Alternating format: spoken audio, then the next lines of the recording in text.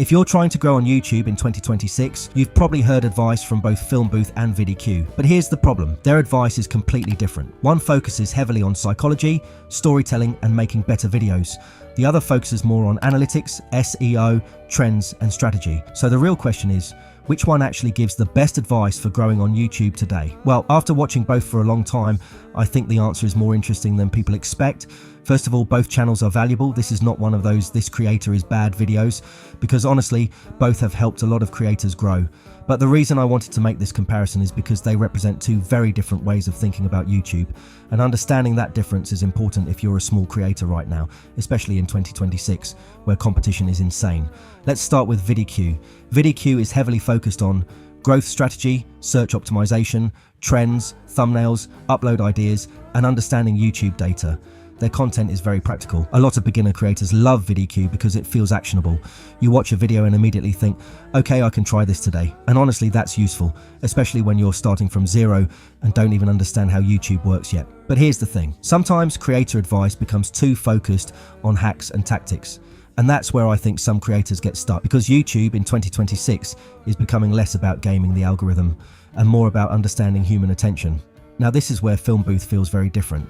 Film Booth talks much more about psychology, storytelling, audience behavior, retention, and emotional connection.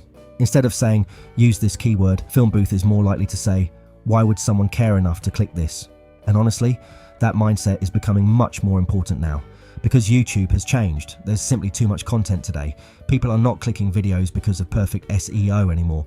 They click because the idea feels interesting, the emotion feels strong, or curiosity becomes irresistible. That's why Film Booth's advice feels more future-proof to me. It focuses on human behavior, not just platform tricks.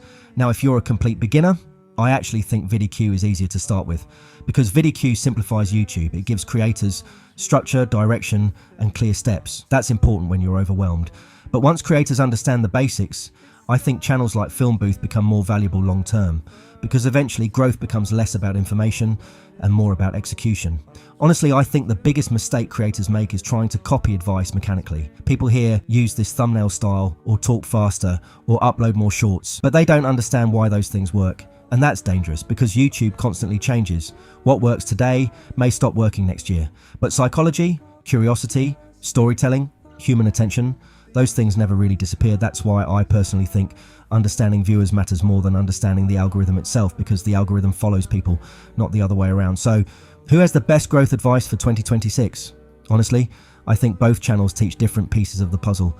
vidIQ is great for understanding strategy and YouTube systems, but Film Booth teaches something deeper: how to make people actually care about your videos.